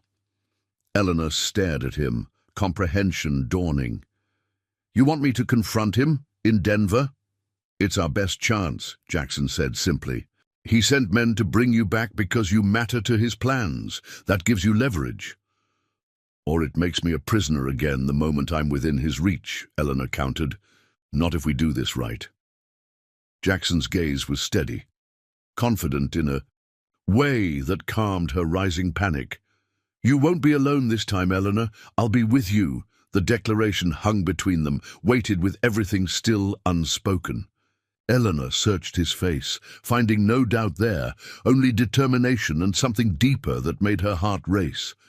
"Why would you risk everything for this?" she asked softly. "For me." Jackson's free hand found hers, fingers intertwining. "Because some things are worth fighting for. This land, this community." His voice dropped lower. "You." Before Eleanor could respond, Miller cleared his throat. "Hate to interrupt, but we need to move these fellas somewhere secure before they wake up. And we should get Miss Sinclair inside where it's safe." Jackson nodded, releasing Eleanor's hand reluctantly. "You're right. Let's secure the ranch first, then make plans." He turned to Eleanor. "We'll continue this conversation inside." As they made their way toward the main house, Jackson walking protectively close, Eleanor found herself torn between fear of confronting her father and a growing resolve. For too long, she had run from William Sinclair's influence. Perhaps it was time to face him directly, not as the obedient daughter he had tried to mold, but as the woman she had become at the Silverhorn. Abigail met them at the door, shotgun still in hand, her expression fierce. "Rosa told me what happened. Are you both all right?" "We're fine," Jackson assured her. "Campbell and Delaney won't be troubling anyone for a while." "Good," Abigail said grimly, "because we have work to do." She gestured to the dining table, where the survey maps were spread out beneath the lamplight. "Rosa got these to me just before all hell broke loose. I've been studying them, and I think I've found something." Eleanor approached the table eagerly, Jackson at her side.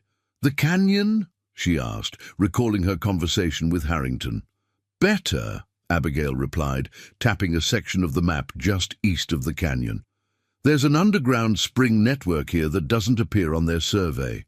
Grandfather's journals mention it causing significant problems when they tried to build the original wagon road through the area." Jackson leaned closer, examining the spot. "How significant?" "Sinkholes that swallowed a wagon and 4 horses," Abigail said with grim satisfaction. "The road had to be rerouted 5 miles south, exactly where the old Dunstan Pass line would take the railway." Eleanor studied the alternative route. It bypassed Willow Creek entirely, instead running through an uninhabited stretch of valley before rejoining the proposed route 20 miles east. "This could work," she said slowly. "Engineering challenges are the one thing my father respects. He won't risk a repeat of the Clarion Bridge collapse, not after the lawsuits nearly bankrupted his Eastern Division. So we present him with evidence that his current route is unsafe," Jackson concluded, "and offer the southern route as a safer alternative." "Exactly." Eleanor traced the alternative path with her finger. "But he won't take my word for it. We'll need documentation, grandfather's journals, geological surveys, witness accounts of the spring network." "The tribal elders might help," Abigail suggested, "and we can arrange for Harrington to discover the springs himself during his survey." "It won't be enough," Eleanor said, the weight of her knowledge of her father heavy on her shoulders. "Not unless I present it to him personally. He needs to see that I'm serious, that I'm willing to oppose him directly if he proceeds with the original route." Jackson's hand is covered. Here's where it rested on the map. "Then that's what we'll do. Together." Their eyes met across the table, a silent understanding passing between them. This was no longer just about stopping a railway or preserving a ranch. It was about claiming the future they both wanted, a future that could only exist if William Sinclair's shadow no longer darkened. Their path. "Denver then," Eleanor said with newfound resolve. "We leave at first light." The journey to Denver was tense and swift. Eleanor, Jackson, and Abigail traveled by stagecoach, the fastest mode available, with Grandfather Hayes's journals, geological surveys, and tribal testimonies securely packed in Jackson's saddlebag.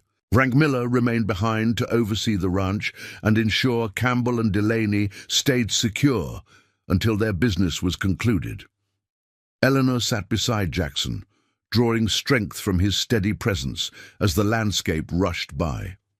She had exchanged her work clothes for the blue dress from the festival, a compromise between the ranch hand she had become and the society daughter she would need to present to her father. "Tell me about him," Jackson said quietly, as the coach rattled through. "The mountain passes. What should we expect?" Eleanor gazed out at the passing scenery, organizing her thoughts.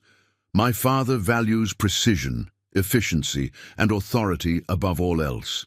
He respects strength, but despises what he considers weakness, particularly emotional appeals." She turned to Jackson.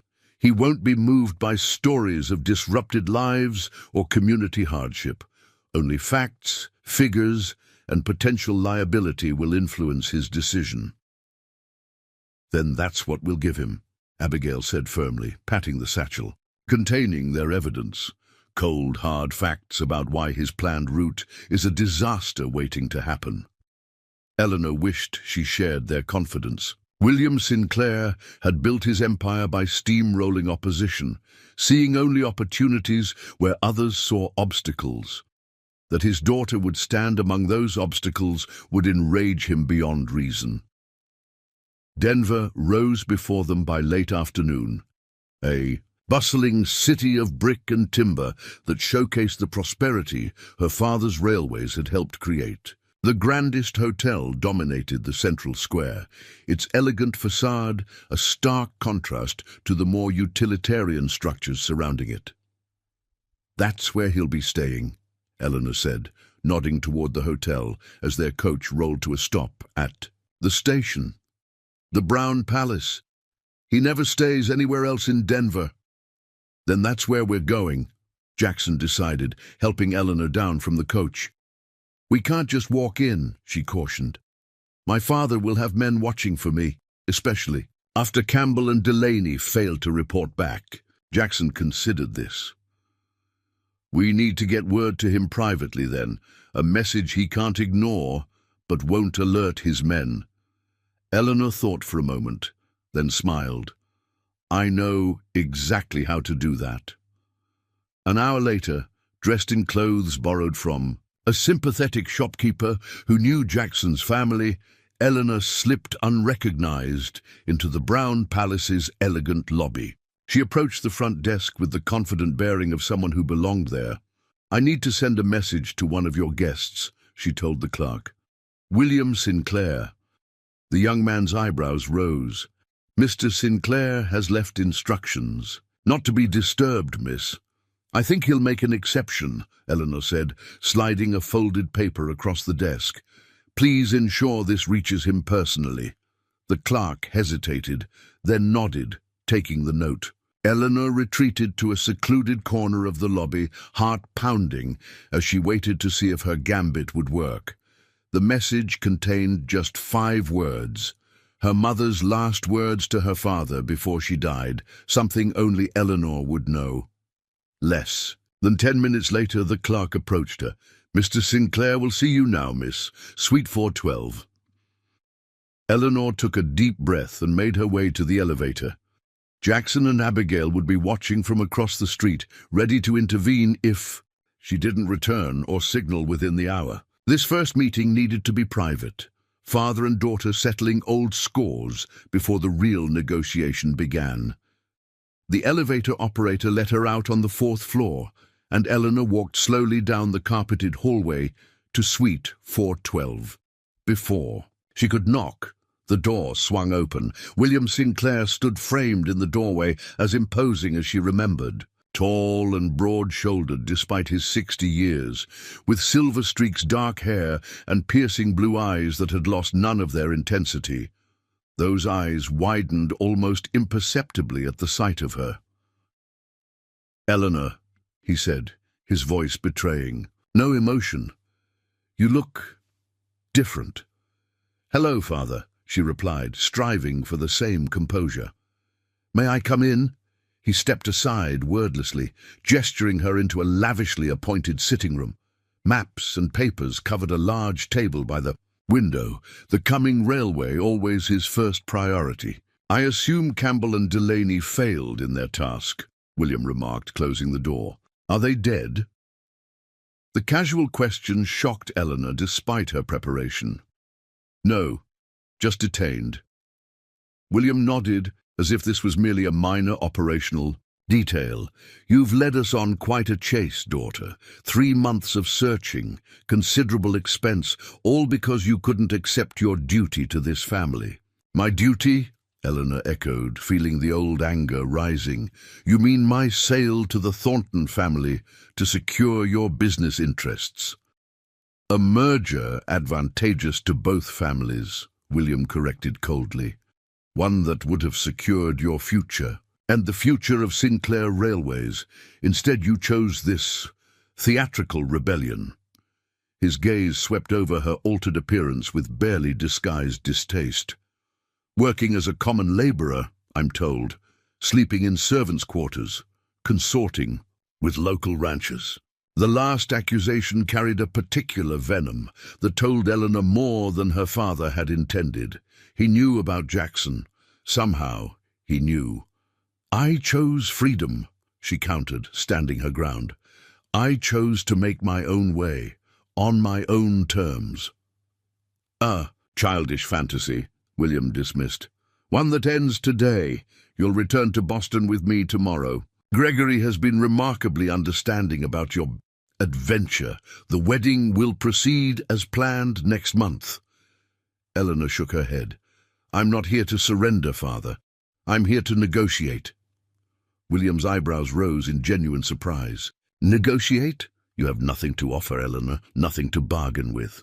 "I have information about your planned railway through Willow Creek," she replied evenly.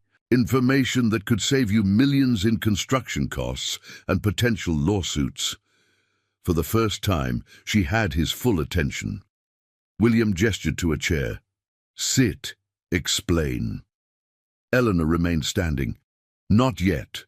First, we establish terms. I'll share what I know about geological hazards along your planned route and provide documentation supporting an alternate path. In exchange, you will formally release me from any obligation to marry Gregory Thornton and agree to leave the Silverhorn Ranch undisturbed by your railway." William's laugh was short and cold. "You've developed audacity during your little adventure, I'll grant you that, but you overestimate your position. Whatever information you think you have, my surveyors will discover it independently." "After you've committed resources to the current route?" Eleanor challenged. "After construction has begun? The Clarion Bridge collapse cost you $3 million and 7 lives. How much is prevention worth?" A muscle ticked in William's jaw, the only sign that her words had struck home. The Clarion disaster had been the one significant blot on his otherwise ruthlessly efficient record. "You have 1 hour," he said finally. "Present your evidence. If it has merit, I will consider alternatives." Eleanor knew this small concession was as much as she could expect for now. "I need to retrieve my associates in our documentation." "Associates?" William's eyes narrowed. "Who else is involved in this scheme?" "The owners of the Silverhorn Ranch," Eleanor replied, watching his reaction carefully. "They have historical records dating back 3 generations that document the geological instability in question." Something flickered in William's expression. Calculation, perhaps, or grudging respect. "1 hour," he repeated. "And Eleanor, if this is merely a delaying tactic, you will find my patience exhausted. Permanently." The threat hung in the air between them as Eleanor turned and left the suite, her composure maintained until the elevator doors closed behind her. Only then did she allow herself a shaky breath, acknowledging how much her father's presence still affected her. Jackson and Abigail were waiting anxiously at their arranged meeting point across the street. "You're all right?" Jackson asked immediately, his eyes scanning her face for signs of distress. "I'm fine," Eleanor assured him. "He's agreed to hear us out. We have an hour." They gathered their documentation and returned to the Brown Palace. This time, they were escorted directly to William's suite, where he had been joined by Edward Harrington and another man Eleanor recognized as Thomas Reynolds, his chief engineer. William's gaze sharpened as it landed on Jackson. "Mr. Hayes, I presume I've heard a great deal about you from my associates." "Mr. Sinclair," Jackson acknowledged with cool civility. "I wish I could say the same." The tension in the room was palpable as introductions were completed. Then they got down to business, spreading maps and journals across the conference table. For the next 40 minutes, they presented their case methodically, emphasizing the engineering challenges and potential liabilities of the current route. Abigail detailed her grandfather's encounters with the underground spring network, showing The precise locations of historical sinkholes.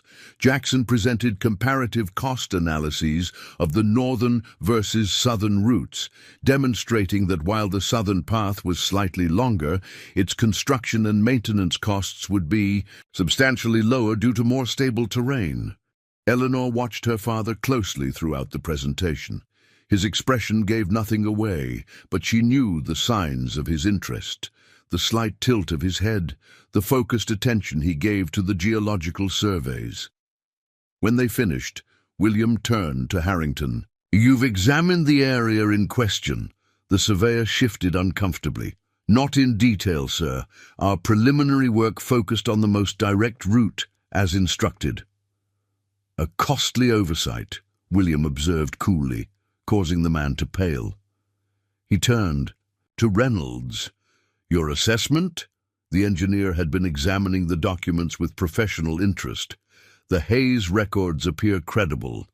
If these underground springs exist as described, they would indeed present significant engineering challenges. Possibly prohibitive ones." William nodded once, then fixed his piercing gaze on Eleanor. "You've made your point regarding the railway route, a convincing case for the southern alternative." His tone hardened. "But let's not pretend this is merely about engineering concerns. What is your relationship with Mr. Hayes?" The abrupt change of subject caught Eleanor off guard. She felt Jackson tense beside her, but kept her eyes on her father. "That's not relevant to the railway discussion." "It's entirely relevant to my daughter's future," William countered. "A future that includes responsibilities to the Sinclair name and legacy." Eleanor met his gaze unflinchingly. "My future is my own to determine. That includes who I choose to share it with." William's expression darkened. "You would throw away everything, your birthright, your position, the future of our family's company, for a ranch owner in a backwater town? I would choose happiness and integrity over wealth and a loveless marriage," Eleanor corrected him. "And Jackson Hayes has built something authentic and honorable, qualities your railway empire could learn from." Jackson placed a supportive hand on her arm. "Mr. Sinclair, your daughter is the most remarkable woman I've ever known. In the short time she's been at the Silverhorn, she's transformed from a stranger to someone indispensable to the ranch and to me personally." William studied them both, his expression calculating. "And if I refuse to change the railway route, if I insist on Eleanor's return to Boston and her obligations there?" "Then you lose on multiple fronts," Eleanor said quietly. "You risk millions on an unstable railway route, face potential disaster like Clarion all over again, and permanently alienate your only child." She stepped closer to her father. "Is that really the legacy you want, Father? To be remembered as the man who sacrificed both sound business judgment and his daughter's happiness for stubbornness?" A heavy silence fell over the room. For a long moment, William Sinclair regarded his daughter as if seeing her for the first time. Not as the obedient society daughter she had been, but as the confident, determined woman she had become. "You are remarkably like your mother," he said finally, something almost like admiration in his tone. "She was the only person who ever successfully challenged my decisions." He turned to Reynolds. "Conduct a thorough survey of the southern route. Immediately. If it proves viable, prepare to redirect our resources." To Harrington he added, "Your team's oversight regarding the spring network will be addressed in your next performance review." Both men nodded quickly, relief evident in their expressions. William returned his attention to Eleanor. "As for you, daughter, it seems I underestimated your resolve." His gaze shifted to include Jackson. "And perhaps I've been rigid in my approach to your future." Eleanor barely dared to breathe. This was more concession than she had ever expected from William Sinclair. "Does this mean you're releasing me from the engagement to Gregory?" she asked cautiously. William's mouth tightened. "The Thornton alliance is valuable, but not at the cost of a disastrous railway route, or a daughter who would clearly go to extraordinary lengths to escape the match. He sighed, a rare display of genuine emotion. Yes, Eleanor, you're released from the engagement. I will handle Thornton. Relief washed over Eleanor, so powerful she felt momentarily lightheaded. Jackson's hand found hers, their fingers intertwining in a gesture that did not go unnoticed by her father. I assume this means you won't be returning to Boston, William said, his tone neutral, but his eyes missing nothing. Eleanor squeezed Jackson's hand. No, father. My home is in Willow Creek now, at the Silverhorn. William nodded once, accepting her decision with more grace than she had anticipated. Then I have a counter-proposal for you both. He moved to the table and indicated the map of the Southern Railway route. This alternate path will require a new station and depot somewhere approximately here. His finger tapped a location about 5 miles south of Willow Creek. That's Hayes Land, Jackson observed, the southern pasture of the Silverhorn. Indeed, William confirmed. I propose to purchase that section at a fair market value, substantially above current rates, for the new Willow Creek station. The railway needs a local representative to oversee operations, manage shipping contracts with local ranchers, and coordinate cattle transport. His gaze fixed on Eleanor, someone who understands both the railway business and the needs of the community. Eleanor stared at her father in disbelief. You're offering me a position with Sinclair Railways? I'm offering you the chance to build something of your own while maintaining your connection to the family business, William clarified. A compromise that respects your independence while acknowledging your birthright. It was a masterful move, Eleanor had to admit. Her father was offering legitimacy to her new life while preserving his investment in the region and his relationship with his daughter. On his terms, certainly, William Sinclair would never cede control entirely, but with more respect for her choices than she had believed possible. She looked to Jackson, silently asking his opinion. His eyes held nothing but support. It's your decision, he said softly. But having a Sinclair managing the railway's local operations would ensure fair treatment for all the ranchers in the valley. Eleanor turned back to her father. I'll consider it on one condition. The contract for the southern route must be finalized before any other negotiations proceed. The Silverhorn and Willow Creek must be protected first. William's mouth quivered in what might almost have been a smile. You drive a hard bargain, daughter. Very well. Reynolds will have the revised plans on my desk by morning, and construction orders will be amended accordingly. He extended his hand to Jackson. It seems we have an agreement, Mr. Hayes. Jackson hesitated only briefly before accepting the handshake. It seems we do, Mr. Sinclair.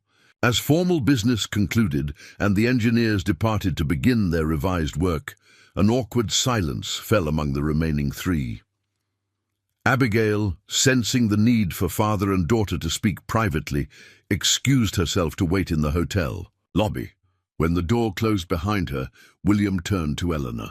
This ranch owner, he treats you well. The unexpected concern in his voice caught Eleanor by surprise. Yes, father, better than I ever expected to be treated. William nodded, satisfaction and something like regret mingling in his expression. Your mother would have approved of your spirit, if not your methods. He moved to a sideboard and poured himself a small measure of brandy. I should have seen that you inherited her independence along with her eyes. It was the closest thing to an apology Eleanor had ever heard from him. We're more alike than either of us wants to admit, she offered, the realization surprising her even as she spoke it. Stubborn, determined to forge our own paths. Perhaps, William acknowledged with the ghost of a smile. Though I'd like to think I would have found a less dramatic way to assert my independence than hiding as a ranch hand. It wasn't the plan, Eleanor admitted, but it turned out to be exactly what I needed. William studied her for a long moment. "You've changed, Eleanor." Groan. His gaze shifted to Jackson, who had maintained a respectful distance during their exchange. "I suppose I have Mr. Hayes to thank for that." "I have myself to thank," Eleanor corrected gently. "Jackson gave me the space and support to discover who I could be when I wasn't defined by the Sinclair name, but the strength was always within me, something else I inherited from both my parents." The acknowledgement seemed to satisfy William. He raised his glass slightly. "To new beginnings then, on all fronts." As they prepared to leave, William called after them.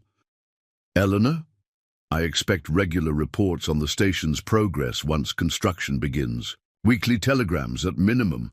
Eleanor smiled, recognizing the olive branch for what it was. "Of course, Father. I wouldn't have it any other way."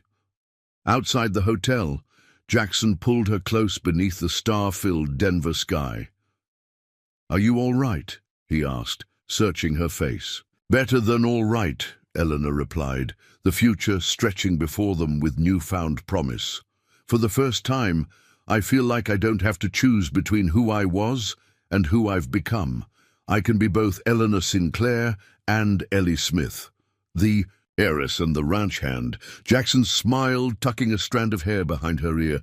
"And which one am I in love with?" The declaration, so simply stated, filled Eleanor with joy. "Both," she answered, "always both." His kiss beneath the Denver stars sealed a promise that had begun in the dust and work of the Silverhorn. A love born of honesty, respect, and the courage to forge a new path together.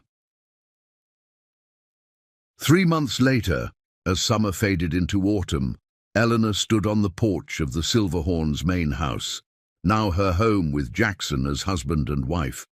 In the valley below, construction had begun on the new railway station, its design a harmonious blend of function and beauty that complemented rather than dominated the landscape. William Sinclair had attended their wedding, arriving on the first inspection train to reach the new southern route. His gift to the couple had been unexpected. Full ownership of the Silverhorn transferred to both their names, along with a substantial investment in expanding their cattle operation. "Insurance," he had explained pragmatically. "The railway benefits from strong local businesses, particularly those run by families." Eleanor knew better. It was his way of acknowledging that she had found her place, not as the society bride he had envisioned, but as a woman of substance who had earned respect on her own terms. As Jackson joined her on the porch, sliding an arm around her waist, Eleanor leaned into his embrace. The journey from frightened runaway to confident ranch owner and railway station manager had been unexpected, challenging, and ultimately transformative. "Any regrets?" Jackson asked, following her gaze to the distant construction. Eleanor shook her head, thinking of the shy ranch hand who had claimed to know farm work, the heiress who had fled an arranged marriage, and the woman she had become, who had found a way to reconcile both worlds. "Not one," she answered truthfully. "Every step led me here." In the distance, a train whistle sounded, progress approaching on iron rails, bringing change that no longer threatened but promised new beginnings. Eleanor smiled, ready to meet whatever came next, secure in the knowledge that she had finally found where she truly belonged. Up next, you've got 2 more standout stories right on your screen. If this one hits the mark, you won't want to pass these up. Just click and check them out, and don't forget to subscribe and turn on the notification bell so you don't miss any upload from us.